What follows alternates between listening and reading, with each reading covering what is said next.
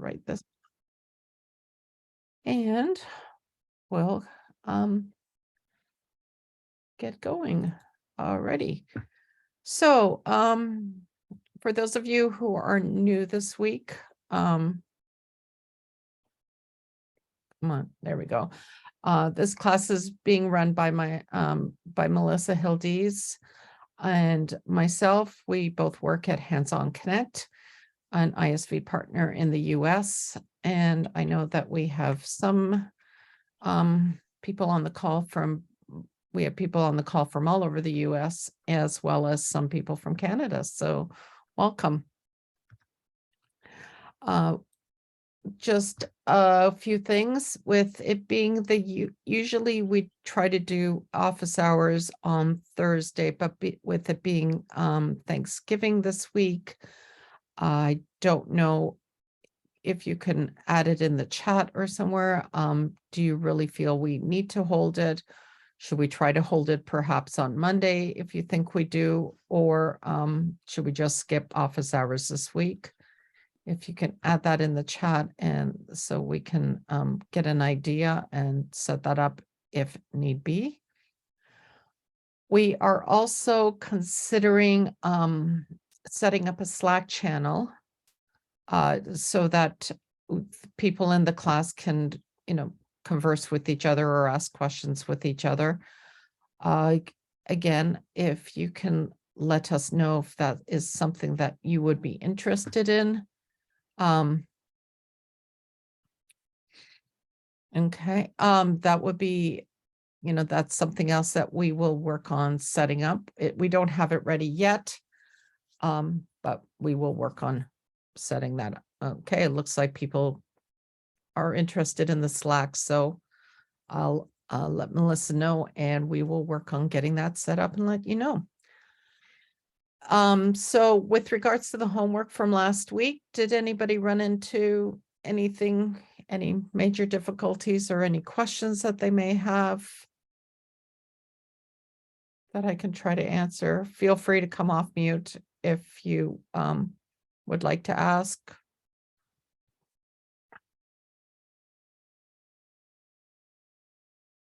Okay. So since nobody's, well, that's good to hear. I'm glad you managed to get through.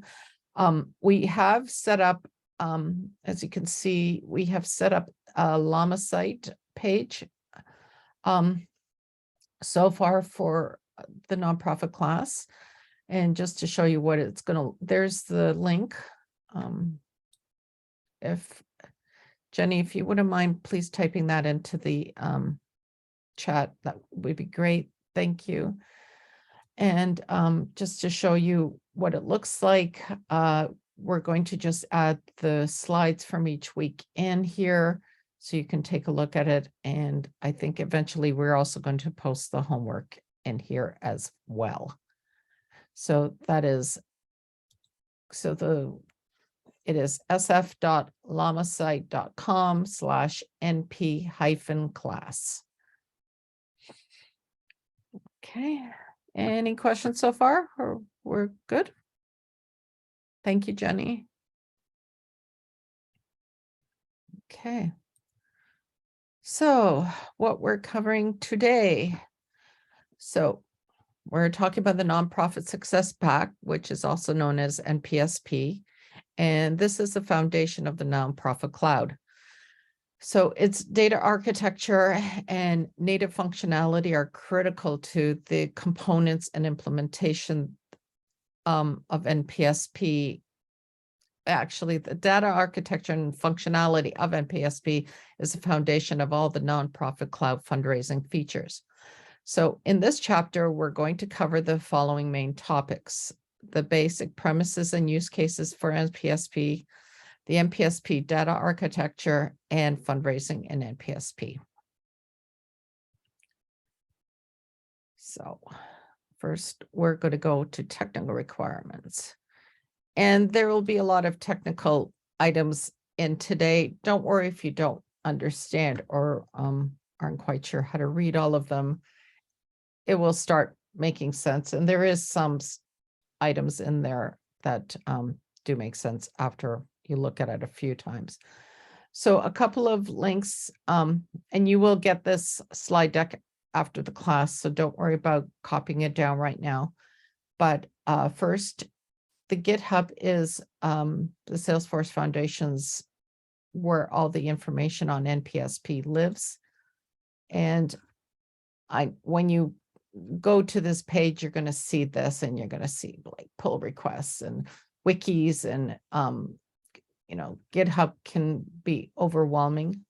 But if you go past all this at the top, I mean, these are folders and you can look at them. But if you go down here, there's much more reader friendly information that you can go to get some detailed technical information on the documentation behind NPSP and different informations, like questions, getting help, and release notes like they have for Salesforce regularly. They also have release notes for NPSP. This other link is to a QUIP document that shows all of the objects and fields that come standard with NPSP.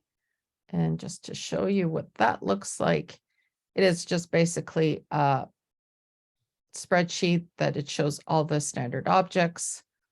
And then on the second tab, it shows all the fields that come with the object by the object. A lot of you I know have the object label is the API label. I know a number of organizations have account as organizations, so don't let that throw you off. As long as the API name matches up, then you'll be able to match it to what's in your org. Okay, so, and we mentioned this last week, and we're still not doing it today, but we do want to at one point have you create a dev org and install NPSP into that dev org. And shortly we'll be working on doing the setup and building out for the specific use cases in NPSP. So if you want to get a head start, again, we're providing the links. We didn't provide the link for the developer org last week, and here's the link for the install. For those of you who've never signed up for a developer org before, that's what the page looks like when you go there. All you need to do is fill in your information and then sign me up. You can use your whatever your Trailblazer email is or your work email. Either one's okay. But just remember your username for it has to be unique. So don't use one that you've used in another org, because they will come back and say, it just needs to be in the form of an email. It does not have to be an actual email for this one. Yeah, and Gmail aliases work well too. I'm sorry? Gmail aliases work well too. Oh, right. And Jenny, can you explain what a Gmail alias is, just for those who may not know what that means? Yeah, for anyone that has a Gmail account, like our Hands on Connect one happens to be a Google account. Anything like my email is jenny@handsonconnect.org. And if I do Jenny plus, so I do a plus just before the @ and then put something there. So if I did Jenny plus dev, right, @handsonconnect.org, all of that information, what it does is it tricks Salesforce enough to think that it's a very unique email address, but it's not. All those emails will actually flow into my main email address of jenny@handsonconnect.org. So it's a great way to utilize an existing email that you have, but utilize, and it's an alias, but everything stays in that one email. So it's really nice. And you can use multiple. So it's, I use them in our customers' instances. And so I'm waiting for Google to tell me I cannot use them anymore because I use so many. So you're not limited to just doing it once. You can do it multiple times. Okay, thank you. Yeah, I always, and it's good, yeah, for creating test data, or just, I wish I knew about those aliases when I started working on Trailhead, because I've created so many different Gmail accounts just to have a unique email. I could have saved myself some trouble.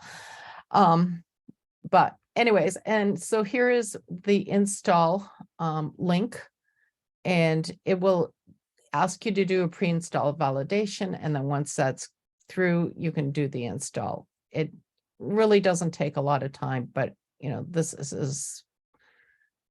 is a way to do it. And if you go to different plans, it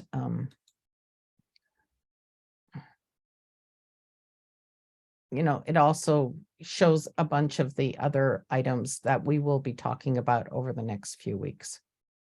So you can also go here just to at least take a look at what's available.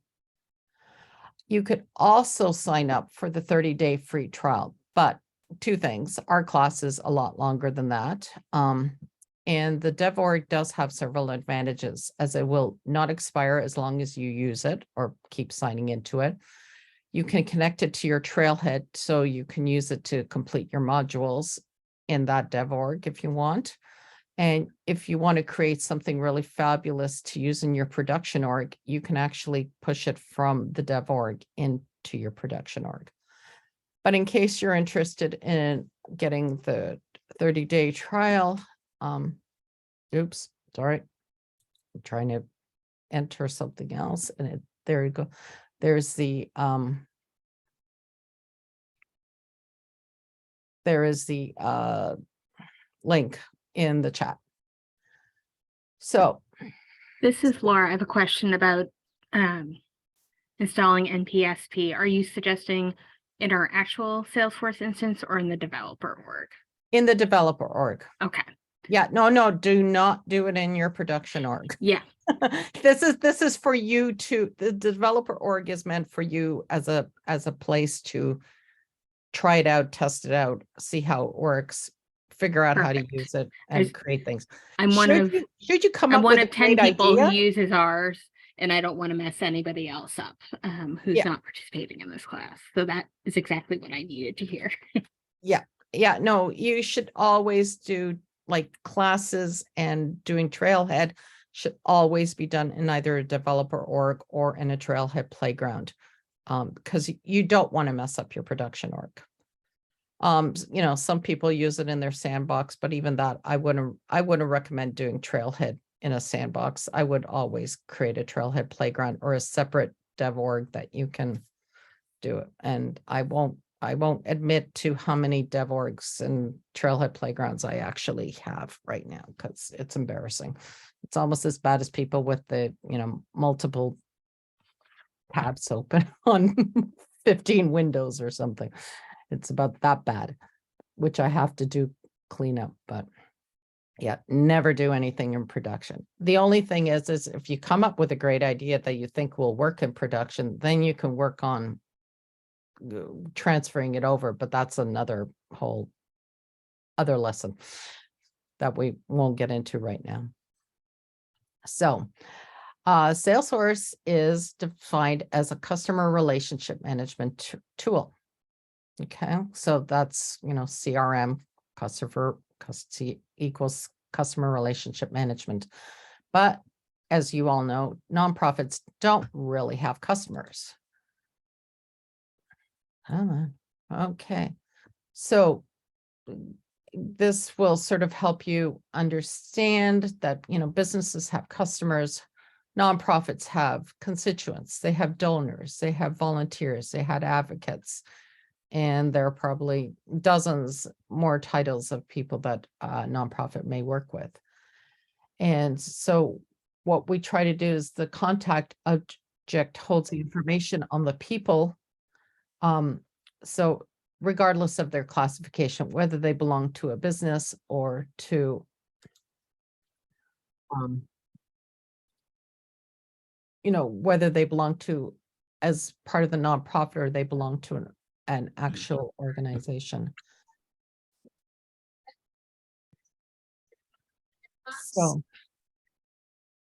So in a business, customers usually associated with an account.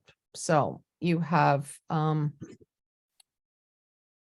say, Jenny and myself, we're both associated with Hands-On Connect in a business. Nonprofits, usually you just have a person who don't necessarily have a company that they are directly associated with. Sure.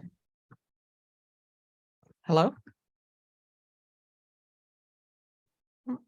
Okay. And before NPSP was available, we didn't really have any way to bridge the fact that there are individuals that are not associated with the business. And part of the problem is that Salesforce was based on the fact that they start with accounts and work from there, and every contact is supposed to have an account. So, businesses are still, they may have leads who might be potential buyers. Since there's nothing to buy from a nonprofit, you still may have leads, but they may be people who are donors who need to be cultivated to contribute. And again, still the standard lead processes are, while you may use leads, the standard lead processes that did before NPSP really weren't as functional. And then reports for managers, they need to report on KPIs.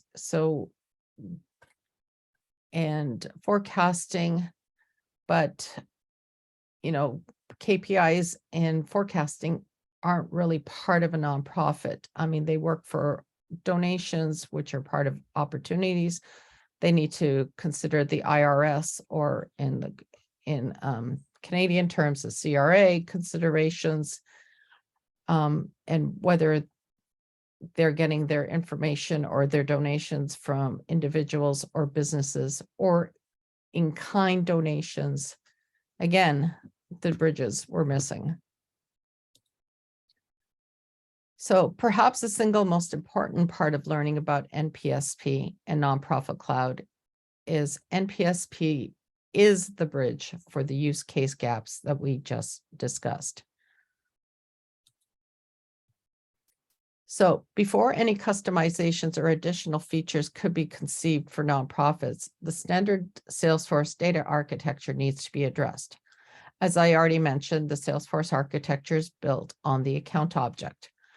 So 90% of nonprofits do not need to associate an individual with an account. So where do we start? So first, we can see this is what the standard Salesforce account model looks like, where you have accounts that are related to contacts and to opportunities and to leads and to campaigns, and how they're all related to each other. Now, there are three basic account models that are supported in the Nonprofit Cloud data architecture. The household model is the default account model for NPSP. And unless there are express reasons to use a different account model, the household account model is the most highly recommended. Most of the improvements and features are built around the household model. The household account model leverages the account object slightly differently than the standard model. It creates a household for each contact, which should not be confused with the person account model that exists in Salesforce.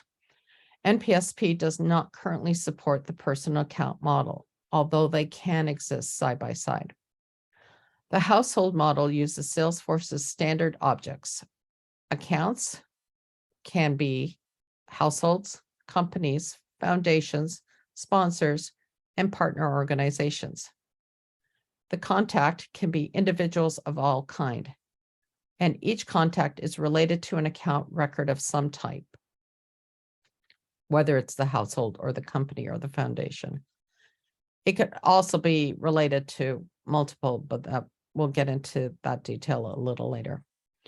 Opportunities are considered donations, grants, membership amounts, and stages for individuals and or organizations. And then campaigns track the outreach via email or other forms of communications. Another model is the individual or the bucket account model. and it only has a single account named individual where all contact records are associated. Households must be created manually. And the problem with this one is 10,000 records seems to be the magic number for data skew and other hindrances related to DML transactions or retrieving your records. You can imagine how quickly the individual account record could amass 10,000 related contacts. This is considered a legacy account model and not recommended for new implementations of NPSP. If you've been using Hands-on Connect for a while and have never installed NPSP, you are 99% likely to be on this bucket account model. And then finally, we have the one-to-one account model, which is also considered a legacy model for NPSP. It is still supported, however, it is not recommended if you're setting up a new instance of nonprofit cloud. The one-to-one account model behaves very similarly to the Salesforce standard person account model because it creates a new account for each contact automatically and names the account for the same name as the contact. Using a separate household object in NPSP, households can be created manually by joining contacts. With me so far? Okay. Alrighty. So next, the address object provides a place for an additional addresses for households that might include a seasonal or other addresses. There is the affiliation object that offers a way to connect the individual to another organization other than the individual's default household, as I mentioned earlier. For example, you can affiliate an individual with their employer, as well as a nonprofit organization where they may volunteer. And affiliations are contact to account junction object records. Now, we also have the relationship object, which connects contacts to other contacts, even if they're not in the same household. Relationships can be reciprocal or not. And examples could be your spouse, a child, a parent, a friend, or a colleague. So we've looked at how the NPSP formats the data architecture to bridge some of the gaps between standard Salesforce and the way the nonprofit organizations use Salesforce. So let's dig a little deeper. And those of you who were here last week may recognize this slide. So we're just revisiting the 6 record types that come with NPSP. And these are record types in the opportunities to give an indication of the features for fundraising that are already part of NPSP. So the 6 types are donations and major gifts, grants, in-kind gifts, which means, you give an item in lieu of a cash donation, matching gifts. So like when an employer matches a donation from an employee, or memberships.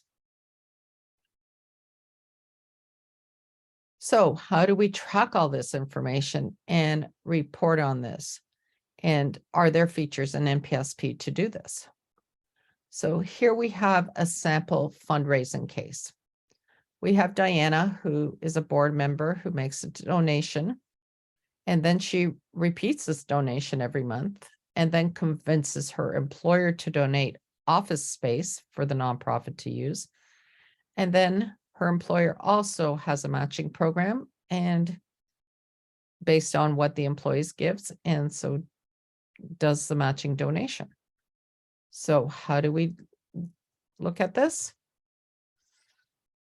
This is what the standard donation record types look like in NPSP when you go to create a new opportunity. So which of these do we need to track Diana's interaction from the use case? Is it a recurring donation or pledges? Well, Some recurring donations, like Diana's, are a specific amount of money that is given at regular intervals with no specific end date. Pledges may seem like a recurring donation. However, in fundraising, there is a difference. Generally, pledges are handled in NPSP using the payment object. You need to interrogate the nonprofit's policy on pledges versus recurring donations. Other recurring donations may be more like installment payments. Perhaps a corporate donor pledges $1,000, but wants to break $1,000, but wants to break it up into 2 equal payments of $500 each. This is also tracked using recurring donations. So soft credits are a fascinating item designed to help track donors' influence on the donations that are made to the nonprofit. In the case of Diana, both the in-kind donation of the office space and the matching donation from her employer should be soft credits related to Diana's giving history. Often both board members are asked to raise a certain amount of money each year. However, the board member doesn't necessarily have to write the check themselves. Soft credits allow organizations to track additional funding a board member influences. So, for example, if somebody holds a fundraising party and collects the donations from several different other donors, the person hosting the party would be given soft credit on all the donations received. So in a way, they're influencing the donations.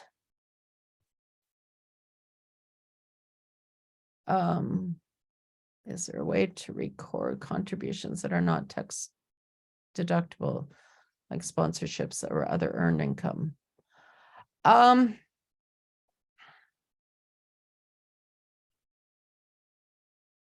Yes, I mean, I think that's something we would probably be able to track, and using the general accounting units, you can distinguish between tax deductible and non-tax deductible funds or items that come in. We'll probably get into that a little, and when we get into fundraising in more detail, we can get into that, Laura. So we do save the chats, so I will try to remember to make sure we bring that up when we get into the details. Okay, so, but in fundraising, we still have more. Fundraising is definitely the biggest, one of the biggest items in the NPSP. So we have things like levels where you can track donation levels, moves management. So when engagement plans using Path and Kanban, I can never say Kanban, to help track donors' journey through their donation, and tracking campaigns and campaign members. So you can track how you're getting your donations. And being able to track all these also helps give you the opportunity to create some helpful visualizations for all the campaigns and campaign members to track your fundraising data, or attendees at an event, or, you know, you can see all the different types of items and reports you can use, because all of these visuals come from some report in the back end. So we've looked at how NPSP formats the data architecture to bridge some of the gaps between the standard Salesforce and the way nonprofit organizations use Salesforce. So let's dig a little deeper. As you can see here, although NPSP's original focus was fundraising, we all know that nonprofits do so much more. Next week, we will explore what NPSP offers for program management and measure the impact that nonprofit programs and services have when it comes to meeting their mission goals. But as you can see here, you can see in a fairly visual, just how the difference is between the standard Salesforce that's in the blue, the NPSP that's in the middle, and then some of the custom or the objects that come with NPSP that are also used. If they're in the blue, they're also in the standard Salesforce, but the yellow ones come with NPSP, and then anything in pink comes with the project management module. Any questions? Sorry, this is back. Is this attendee dashboard on NPSP, or do we need to build it ourselves? Dashboards, I'm not sure if that one is I think we're talking about this one, right? I don't know off the top of my head if that, I mean, there are some standard dashboards that you can get with NPSP or download with NPSP. Whether this particular version is a standard one or it was created, I'm not sure. But that's a nice thing about dashboards. If it doesn't already exist, you can always create it to match whatever information you need for yourself. Does that answer your question, Katie? Yes, I'll go looking for it. I don't know if it was in there or not, but I'll look for it. Thank you. Yeah, Melissa's the one who created this, so I'm not quite sure where she got it. It's sometimes, sometimes it looks like it's standard and, sometimes. But like I said, dashboards can always be customized to whatever you need it to be, or whatever information you need it to show.